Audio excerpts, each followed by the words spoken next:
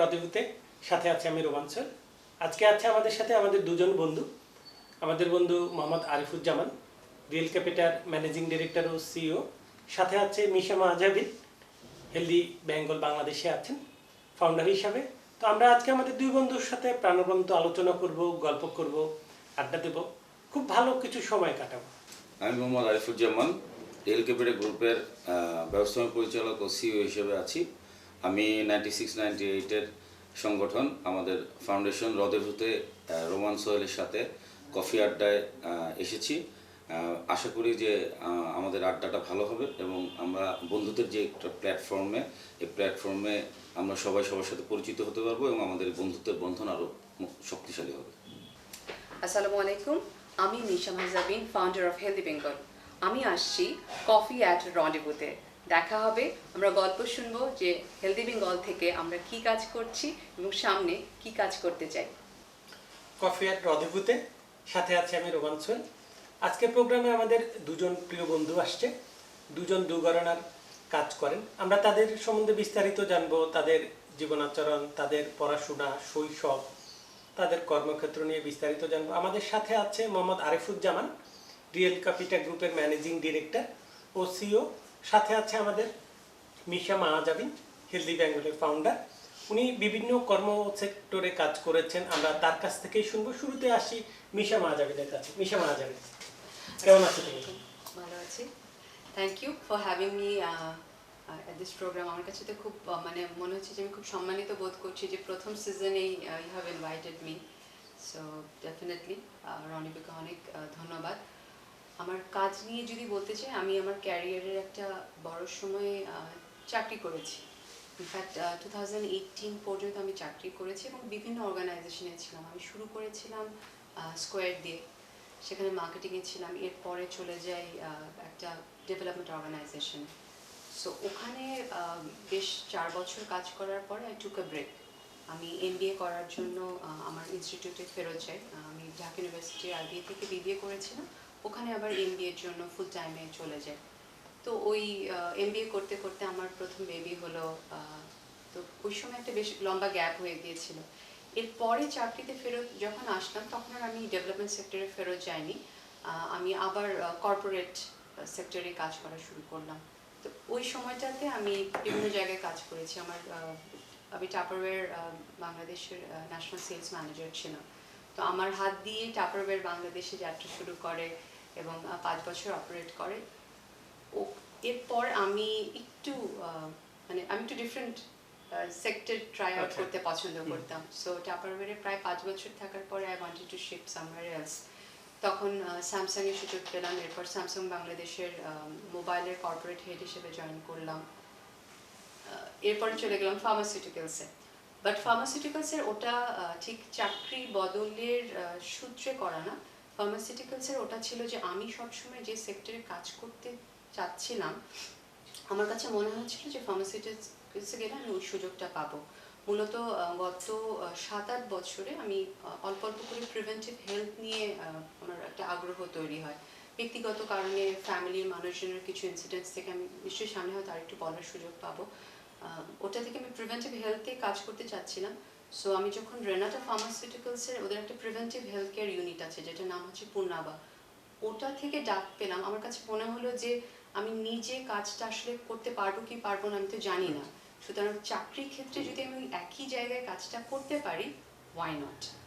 So ওখান থেকে রেনাটায় join করা, আর রেনাটায়ও ছিলাম বছর দেড়েক। এরপরে চলে আসলাম একদমই উল্টা একটা সেক্টরে। আমি মার্সিডিজ বেঞ্জের ডিস্ট্রিবিউটর র্যাঙ্ক অ্যান্ড মোটরসের সিইও হিসেবে জয়েন করলাম। ওটাই আমার লাস্ট, মানে চাকরির ওটা লাস্ট ছিল। এরপর আমি সেকেন্ড বেবি হওয়ার সময় খুব অসুস্থ হয়ে যাই, then I took a break. But ওই ব্রেকটাই আমি মূলত কাজে লাগাই আমার হেলদি বেঙ্গল, যেটা আমার নিজস্ব অর্গানাইজেশন, সেটার কাজ দিয়ে। এবং গত 2 বছরে অল্প অল্প করে ওটাকেই আমি এগিয়ে নিয়ে যাচ্ছি। কারণ আমি মনে করি যে নারী হিসেবে মানে আমার মা হিসেবে যে একটা রোল আছে, আমি একটা খুব ক্রিটিক্যাল টাইম ওইটা পার করছি। আমার বড় মেয়ে প্রায় 12 হবে, ছোটজন 2 হলো। ওদের 2 বয়সে কিন্তু মাকে 2 ভাবে দরকার। তো চাকরি করে সবসময় ওই ফ্রিডমটা পাওয়া যায় না। আমি আমার প্রত্যেকটা এমপ্লয়ারকে রেসপেক্ট রেখে বলছি যে চাকরি করতে গেলে আমার এমপ্লয়ার আমার ফার্স্ট প্রায়োরিটি হয়ে যায়। ওটাকে মাথায় রেখে আমি এখন ব্যবসায় মনোনিবেশ করছি, দেখা যাক সামনে কী হয়। এই যে তুমি হেলদি বেঙ্গল নিয়ে কাজ করতেছো, এটা থেকে কার থেকে অনুপ্রাণিত হলে?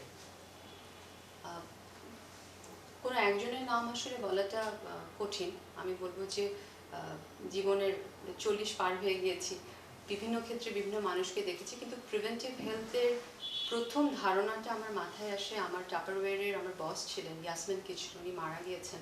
তো শি হ্যাড ক্যান্সার এবং ওনার জীবনে উনি 3বার ক্যান্সারের মধ্যে দিয়ে গিয়েছেন। তা আমি ওনাকে দেখেছি যে খাওয়া দাওয়া, এক্সারসাইজ, সব কিছুতে উনি প্রিভেনশনের উপর খুব ফোকাস করতেন, কারণ একবার সাফার করার পরে উনি কিন্তু একটা লম্বা সময়ে ভালো দেখেছেন শুধু প্রিভেনশনের উপর ফোকাস করে, এবং উনি খুব আদর করতেন আমাদের সবাইকে। উনি চাইতেন যে ওই জিনিসগুলো আমরাও শিখি। আমরা হয়তো ওই সময় বিরক্ত হতাম যে মাঝে মাঝে দেখা যেত যে ও শাকের পিঠা বানিয়ে এনেছে, আমরা দেখলেই সেদিন ভয় পেতাম যে আজকে এগুলো আমাদের খাওয়াবে। কিন্তু হয় কি, ওই যে ভাবনাটা যে আসলে প্রিভেনশনটা যদি আমরা মেনে চলি তাহলে পরে ভালো থাকা সম্ভব। তো ও বলতো যে আমি আমার জীবনে যেটা ভুল করেছি তোমরা কেন সেটা করবে। তো প্রথম শেখাটা ওর কাছ থেকে, তারপরে তো ওকে দেখলাম ও অনেক কিছু পড়তে দিত, সেগুলো পড়তাম, যদিও ওটা আমার কাজের সাথে সম্পৃক্ত ছিল না, কিন্তু যেহেতু আগ্রহটা ছিল ওটা নিয়ে অনেক পড়তে পড়তে আস্তে আস্তে কিছু জিনিস না নিজের জীবনে অ্যাপ্লাই করা শুরু করলাম। আমার নানু, আমার মা দুজনেরই ব্রেস্ট ক্যান্সার ছিল। সো আবার ফ্যামিলিতে আরও অন্যান্য disease, diabetes, high blood pressure এগুলো থাকার কারণে একটা পর্যায়ে ডক্টররা আমাকে বললেন যে আপনি কিন্তু হাই রিস্ক পেশেন্ট, সো আপনাকে সাবধানে থাকতে হবে। কিন্তু এই সাবধানতার কোনো হয় না যে একটা যে এটা করতে হবে, এরকম কোনো গাইডলাইন আসলে কেউ দিতে পারেনি। এছাড়া আমার নিজের সিস্টের সমস্যা ছিল এবং সিস্টার কিছুটা ক্যান্সারাস হয়ে গিয়েছিল। তো এই কারণে এই যে রিস্কগুলো আমাকে সব ডাক্তারে বলছেন সাবধানে থাকবেন, কিন্তু কোনো ওষুধ নেই। তখন একজন শুধু আমাকে বললেন যে I can only tell you to be preventive. আচ্ছা, that was the only sentence he said, I can only tell you to be preventive.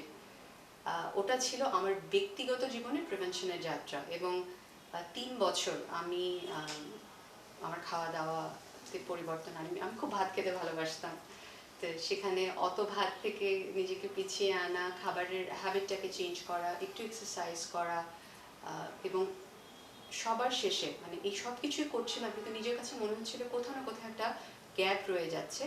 এবং তখন আমি মেন্টাল হেলথের উপকারিতা সম্পর্কে বুঝতে পারি যে আসলে আমার স্ট্রেস কমছে কিনা, আমি মানসিকভাবে কতটা পজিটিভলি চিন্তা করছি, হাসি খুশি আছি কিনা, এগুলো কিন্তু আমার হেলথের একটা অংশ। এবং যখন ওই জায়গাটাতে আমি ফোকাস করা শুরু করলাম তখনই কিন্তু আমার রেজাল্টটা আসা শুরু করলো। এবং 3 বছরের মাথায় যে সিস্টগুলোর জন্য আমাকে বলা হচ্ছিল যে আমার ক্যান্সারের রিস্ক অনেক বেশি, ডক্টর আমাকে চেক করে বললেন যে আমার 18টা সিস্ট ছিল, সেখান থেকে আমার সিস্ট নেমে আসলো একটায়। কিন্তু আমি কিন্তু কোনো ওষুধ খাইনি ওই 3 বছরে, শুধুমাত্র কিছু নিয়ম মেনে চলেছি। এবং এমনও না যে খুব স্ট্রিক্ট নিয়ম মেনেছি, মানে ওভারঅল জীবনযাত্রায় একটা পরিবর্তন আনার চেষ্টা করেছি। তো নিজের এই পরিবর্তনটা আমার কাছে এত মানে ইন্সপায়ারিং মনে হয়েছে, আমি তখনই সিদ্ধান্ত নিই যে আমি যদি কখনো অন্যের জন্য কাজ করার কোনো সুযোগ পাই আমি অবশ্যই প্রিভেন্টিভ হেলথ নিয়েই কাজ করব। আচ্ছা, তো আমরা এই পর্যায়ে আসি আমাদের বন্ধু এই আরিফের কাছ থেকে, শুনবো তার শৈশবকালীন সময়, পড়াশোনা এবং তার কর্মজীবন। বন্ধু আরিফ। ধন্যবাদ ধন্যবাদ রোমান সাহেব।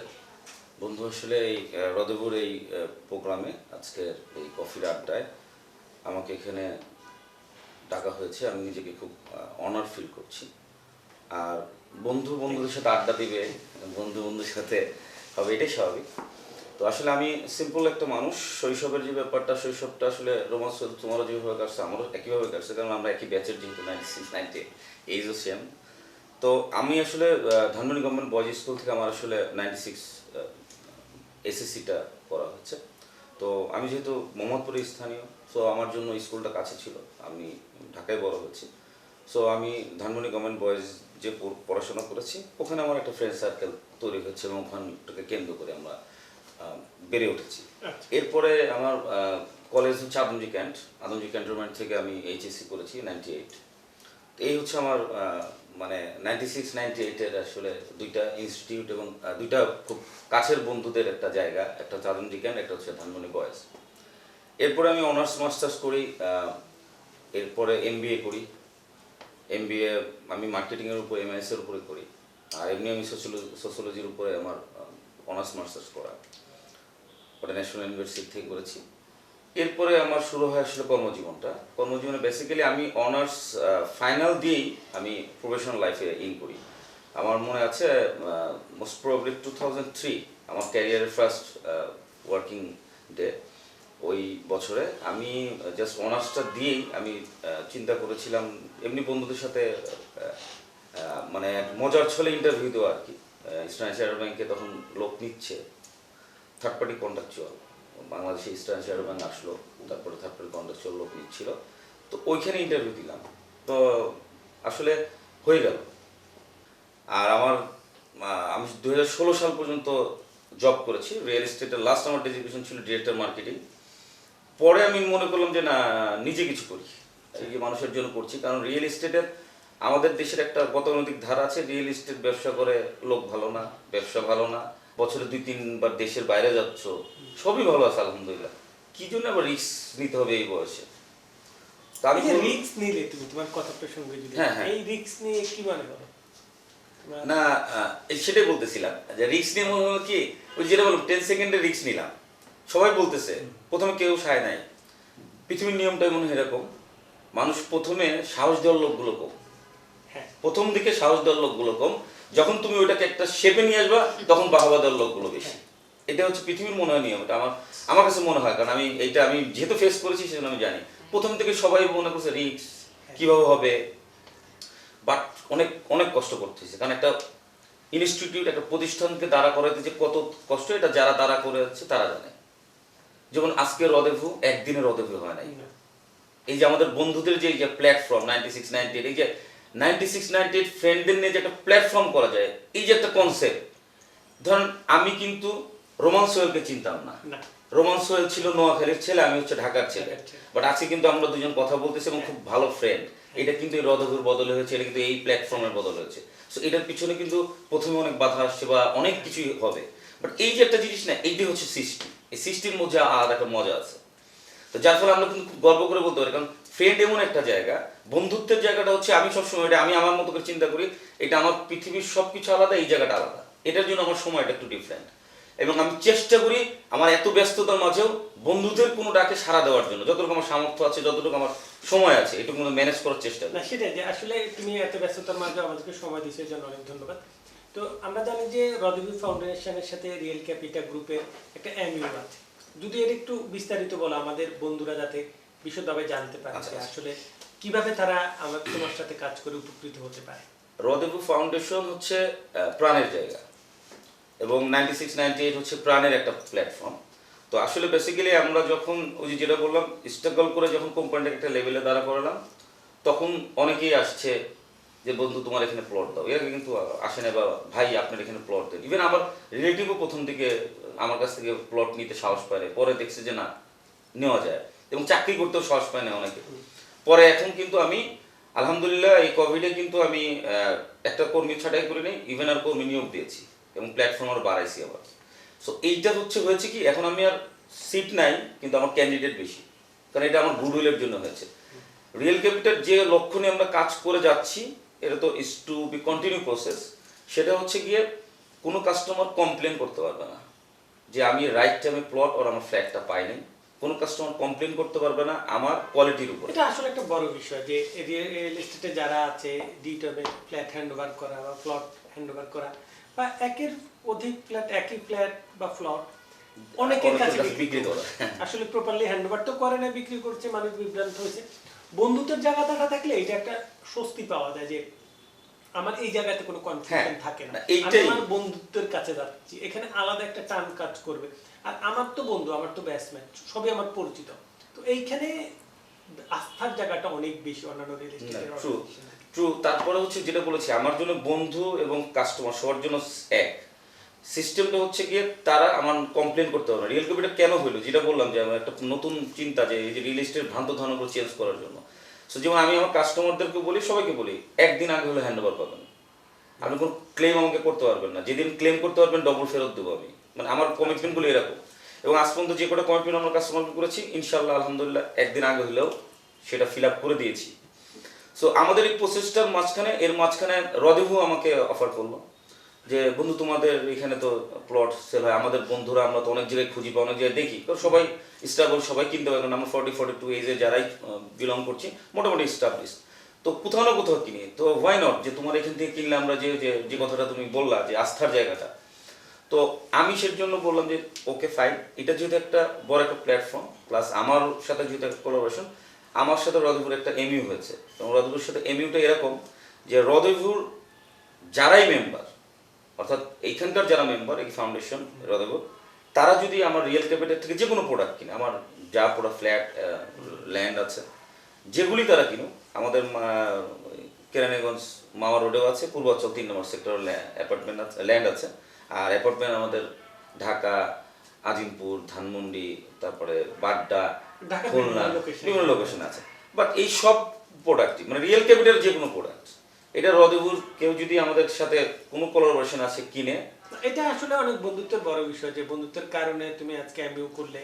না এমইউটার ফ্যাসিলিটিটা আমি বলি, ফ্যাসিলিটিটা হচ্ছে ওরা আমাদের নর্মাল যে রেটটা আছে, মানে আমরা কাস্টমারের কাছে যে রেটটা দিই সেই রেটের থেকে 10% ডিসকাউন্ট পাবে। না, এটা আসলে অনেক বড় বিষয়। একে তো হচ্ছে যে আস্থার জায়গা আছে, তার উপরে ডিসকাউন্ট, এটা আসলে একটা উপরি পাওনা।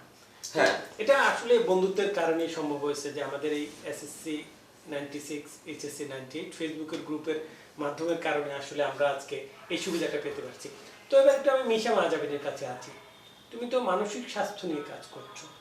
আসলে আমাদের দেশের প্রেক্ষাপটে মানসিক স্বাস্থ্যটাকে আসলে ওইভাবে গুরুত্ব দেওয়া হয় না। তো তুমি কাজ করতে গিয়ে আসলে কি ধরনের চ্যালেঞ্জ তোমাকে এই ধরনের কাজ পেতে হয়েছে? আমার মানে আমি একটা জিনিস সবসময় বলি যে আমি প্রিভেন্টিভ হেলথে কাজ করলেও আমি কিন্তু মানসিক স্বাস্থ্যের কাউন্সিলর না, আমি ফিটনেস এক্সপার্ট না বা ইনস্ট্রাক্টর না, আমি নিউট্রিশনিস্ট বা ডায়েটিশিয়ান না। আমি এমন একজন মানুষ যে এই জিনিসটার গুরুত্ব বুঝে একটা প্ল্যাটফর্ম তৈরি করেছি যাতে যার প্রয়োজন তার কাছে সার্ভিসগুলোকে, প্রোডাক্টগুলোকে, ইনফরমেশনগুলোকে নিয়ে যেতে পারি। তো ওই চিন্তাটা থেকে আমার ইয়ে ছিল যে আমি যদি শেষ বয়সে ডাক্তারের কাছে গিয়ে 10 লাখ টাকা খরচ করার আমার মানসিকতা থাকে, তাহলে এই আমি 10 লাখ টাকা বাঁচানোর কথা বলছি না, কিন্তু এই 10 লাখ টাকাকে কি আমি 20 বছর আগে থেকেই অল্প অল্প করে খরচ করা শুরু করতে পারি এবং আমার হেলথে ইনভেস্ট করতে পারি? সেটা আমার ফিজিক্যাল হেলথ হতে পারে, সেটা আমার মেন্টাল হেলথ হতে পারে। আমি ইনভেস্ট করব, তাহলে মৃত্যু আসবে, অন্তত কিছুটা হলেও জীবনকে যাতে শান্তিপূর্ণভাবে উপভোগ করতে পারি। তো ওই অবজেক্টিভটা নিয়ে কাজ করাটা কিন্তু অনেক বড় চ্যালেঞ্জ ছিল, কারণ সবার কথা ছিল যে this is not going to work, এটা এভাবে হবে না। আবার অনেকে বলেছে আচ্ছা করো, কি জানি কাউন্সিলিং করে কি হয়, বা কাউন্সিলরকে কেন পয়সা দিব, এটা একটা কোয়েশ্চেন আমরা ফেস করি। একজন বসে তোমার কথা শুনবে, সেজন্য পয়সা দিতে হবে কেন? এখন তার যে সময়ের দাম আছে, এইটা বোঝানোও কিন্তু একটা চ্যালেঞ্জ। তো বিভিন্ন লেভেলে আর কি তাহলে আমরা চ্যালেঞ্জটা ফেস করি। একটা তো হচ্ছে যে মানসিক স্বাস্থ্যের দেখভাল করারই কোনো দরকার নেই, ফ্রি কোনো কিছু কখনো সাস্টেইন করে না, হ্যাঁ, সেটা যত ভালো জিনিসই হোক। সো আমি যদি কাউকে খুব ভালো ভালো ফ্রি অ্যাডভাইস দিই, এটা করবেন ওটা করবেন, যতক্ষণ পর্যন্ত ওই মানুষটা ওইটার জন্য পয়সা না দিচ্ছে, তার ওই নিয়মগুলো মানা বা ওই অ্যাডভাইসগুলো শোনার ক্ষেত্রে আগ্রহটা একটু হলেও কম থাকবে। যে কারণে ডাক্তারের কাছে গিয়ে যখন আমরা কয়েক লাখ টাকা খরচ করে হাসপাতাল থেকে আসি, তখন কিন্তু হার্টের পেশেন্টের নিয়ম মানার টেন্ডেন্সিটা অনেক ভালো থাকে। অথচ ওনাকে কিন্তু আগে থেকেই হয়তো সবাই বলছে সিগারেট খেও না, এত চর্বিওয়ালা মাংস খেও না, ওটা শোনার প্রয়োজন ছিল না। তো এই কারণেই আমি আমার সার্ভিসে কখনো কোনো ফ্রি কাজ করা বা ওটা করিনি। হ্যাঁ, যতটুকু সম্ভব কাউকে হেল্প করা, সাপোর্ট করা, সেটা করেছি। বাট এই চ্যালেঞ্জটাকে ব্যালেন্স করে অল্প অল্প করে কাজ করে যাচ্ছি, কিন্তু আমি চেষ্টা করছি যে অবজেক্টিভটাতে স্টিক করে থাকতে আর কি। বন্ধুরা আমাদের সাথেই থাকো তোমরা, আমি একটা বিজ্ঞাপন বিরতি নিয়ে ফিরে আসছি, বিরতির পরে আবার দেখা হবে। বিরতির পরে তোমাদের সবাইকে স্বাগতম।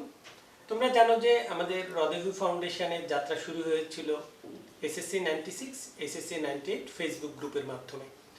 শুরু থেকে আমরা চেষ্টা করেছি আমাদের যে সকল বন্ধুরা আছে পারিবারিকভাবে, অর্থনৈতিকভাবে অসচ্ছল, তাদের পাশে দাঁড়ানোর, তাদের প্রান্তিক জনগোষ্ঠীর সাথে দাঁড়ানোর, নারীদের নিয়ে কাজ করে যারা, তাদের পাশে থাকা, বন্ধুদের পাশে থাকা।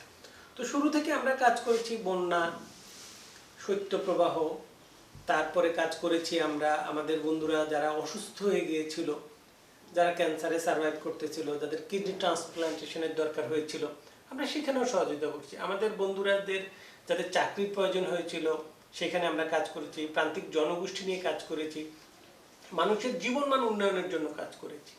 তোমরা আরো জানো যে আমরা শুরুটা, আমাদের জার্নিটা আসলে অনেক কঠিন ছিল। সবসময় শুরুর দিকের জার্নিটা যেরকম হয়, আমাদের হৃদয় ফাউন্ডেশনের জার্নিটাও একই রকম। তো আমরা এটা নিয়ে কাজ করতে যেই চ্যালেঞ্জগুলো ডে বাই ডে ওভারকাম করেছি, তোমাদের সাহায্য সহযোগিতার মাধ্যমে আমরা এগিয়ে গেছি। তোমরা পাশে থেকে ছিলে বলে এটা আমাদের সম্ভব হয়েছে। আমরা আরও কাজ করেছি শিক্ষা, শিল্প, সাহিত্য, সংস্কৃতি নিয়ে। তোমরা দেখলে যে আমরা প্রতি বছরই একটা ক্রিকেট চ্যাম্পিয়নশিপের মতো একটা বড় টুর্নামেন্ট আয়োজন করি, মিলন মেলার মতো বড় একটা প্রোগ্রাম করি, ইফতার মাহফিলের মতো প্রোগ্রাম করি। এই হৃদয় ফাউন্ডেশন শিক্ষা, নারীদের নিয়ে কাজ করে, শিশুদের নিয়ে কাজ করে। আমরা নতুন নতুন আইডিয়া নিয়ে আসছি বন্ধুদের জন্য, বন্ধুদের কল্যাণের জন্য, দেশের কল্যাণের জন্য, নারীদের কল্যাণের জন্য, সমাজের কল্যাণের জন্য। আমরা এখানে আমাদের জার্নিটা শেষ নয়, আমাদের জার্নিটা আরেকটু অনেক বড়, আমাদের লক্ষ্যটাও বড়।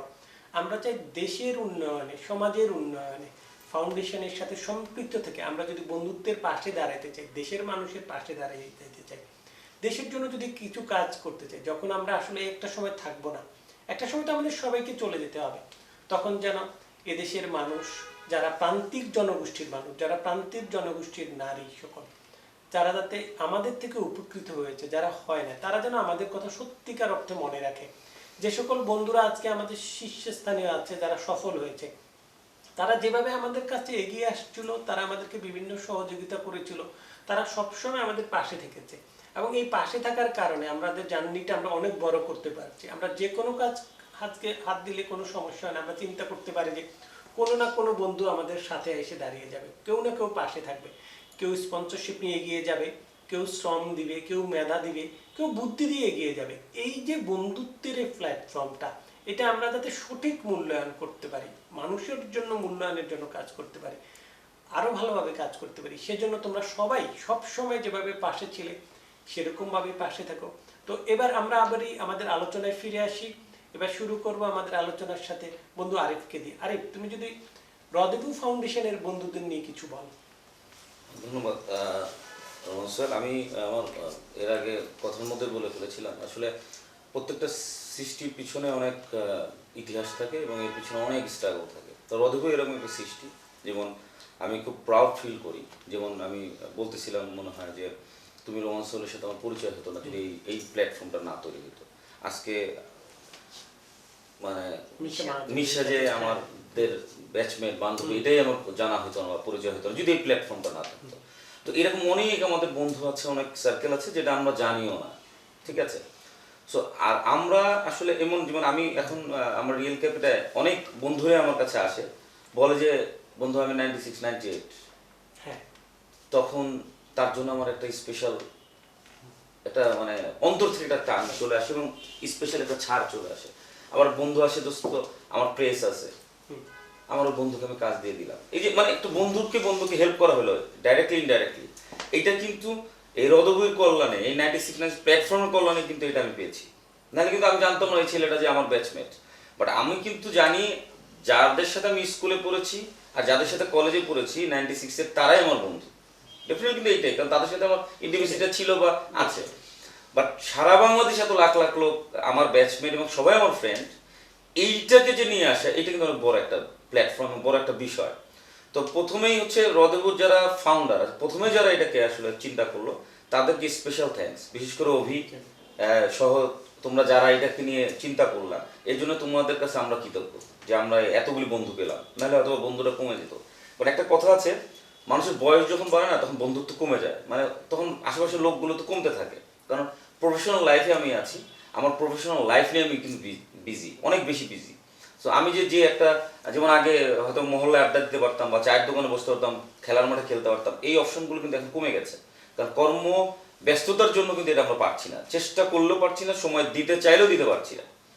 কিন্তু এই প্ল্যাটফর্মটার জন্য কি হচ্ছে, আমি বন্ধুকে ফিরে পাচ্ছি। কীভাবে পাচ্ছি? ওই যে ক্রিকেট একটা আয়োজন হচ্ছে, একটা মহাযজ্ঞ চলছে, ওই মাঠে দুদিন হলেও যে অনেক বন্ধুর সাথে দেখা হচ্ছে, ইন্টিমেসি তৈরি হচ্ছে, ওখানে দেখা যাচ্ছে ওখান থেকে আমার একটা উপকার হচ্ছে, আমার কোনো বন্ধু দ্বারা আমার কোনো বন্ধু আমার কাছ থেকে একটা উপকার নিচ্ছে। এই যে একজন আর এক্সচেঞ্জ করতে পারতেছি, এই যে একটা ক্ষেত্র তৈরি হলো। ইফতার মাহফিলের জায়গায় যে আমরা আবার সবার সাথে আবার একটা মিলতে পারলাম, আমরা একটা প্রোগ্রাম হলো কোনো একটা যে গেট টুগেদার, সেখানে আমরা মিলতে পারতাম। বছরে 4-5টা বার কিন্তু আমাদের অন্তত মিলার একটা স্কোপ তৈরি হচ্ছে এবং ইন্টিমেসি তৈরি হচ্ছে বন্ধুদের মতো, যেটা কিন্তু আমাদের সারা বছরে বিভিন্ন সময় কিন্তু লেগে যাচ্ছে। আমি একটা এক্সাম্পল দিই। আমি লাস্ট ইয়ারে বাহরাইনে গিয়েছিলাম আমার কোম্পানির কাজে, বিজনেস পারপাসে। বাহরাইন নেমে আমি ফেসবুকে খালি একটা চেকিং দিয়েছি যে বাহরাইনে আছি। 96-98-এর 2-3 জন ফ্রেন্ড আমাকে কিন্তু সাথে সাথে রিপ্লাই করেছে।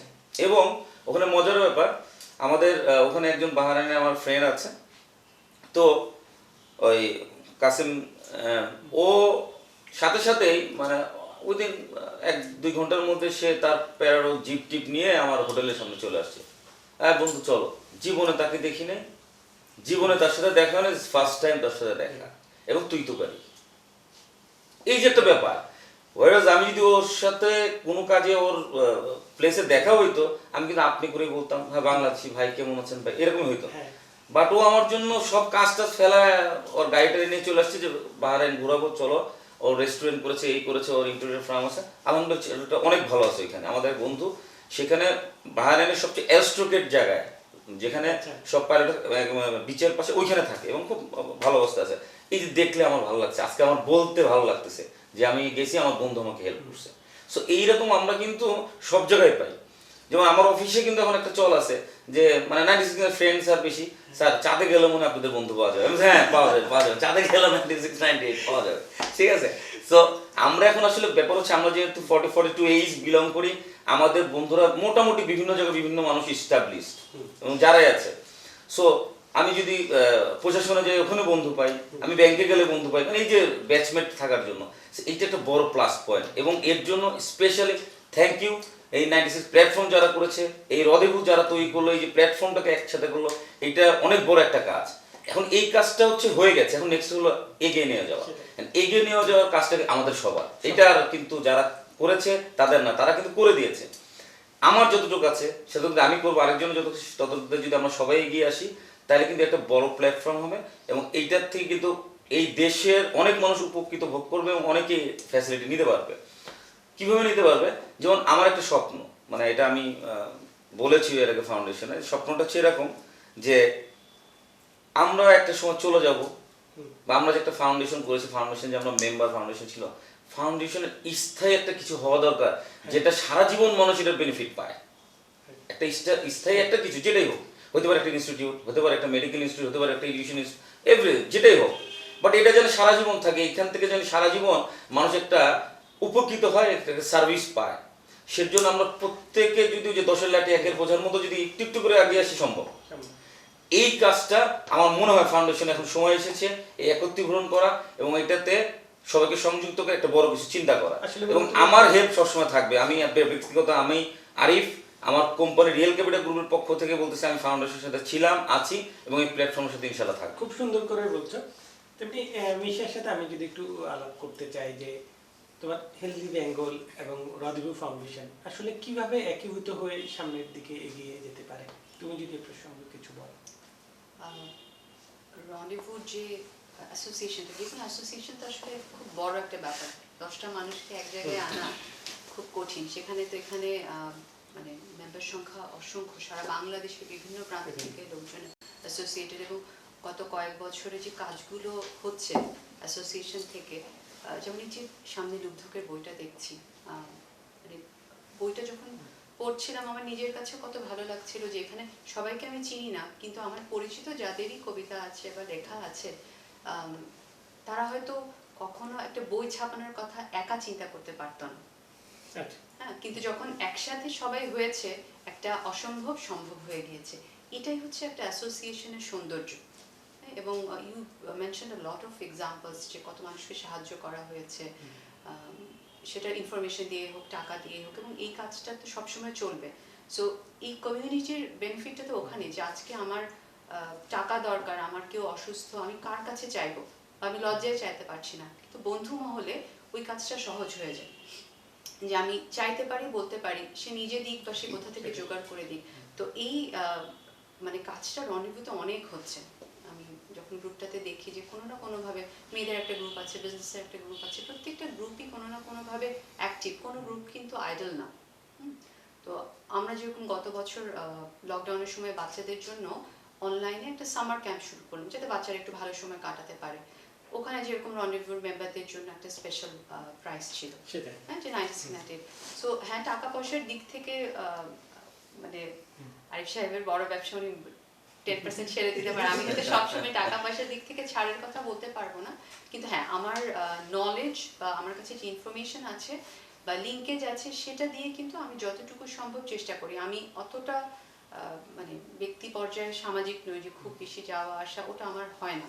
কিন্তু কেউ কখনো বলতে পারবে না যে কোনো কিছু চেয়েছে, বিশেষ করে ইনফরমেশন বা লিঙ্কেজ, সেটা দিইনি। এবং অনেক সময় 96-98 এর রেফারেন্স আমাদের কাছে মেসেজ আসে যে অমুক জায়গায় তুমি কাউকে চেনো কিনা, আমি ওইতে আছি। যদি কোনো সমস্যাও হয় তাহলে আমি বলতে পারবো, যেমন আমি মাছ নিলাম, আমার ভালো না লাগলে আমি বলতে পারবো যে আমার এটা, যেটা হয়তো অন্য সময় অন্য জায়গায় আমরা বলে একটা সমাধান পাই না, এখানে আমি অন্তত অতটুকু নিশ্চিত থাকতে পারবো যে আমি সমাধান পাবো। আবার একইভাবে আমাদের দিক থেকে যদি কোনো সমাধান দেবার সুযোগ থাকে, অবশ্যই সেখানে আমরা এক পা এগিয়ে থাকবো বন্ধুদের জন্য। কফি অ্যাট রদেভু প্রোগ্রাম থেকে আজকে যে দুজন প্রিয় বন্ধু আসছে, তাদের জন্য শুভেচ্ছা উপহার। বন্ধু আরিফ, থ্যাংক ইউ। বন্ধু মিশা, ধন্যবাদ। Thank you.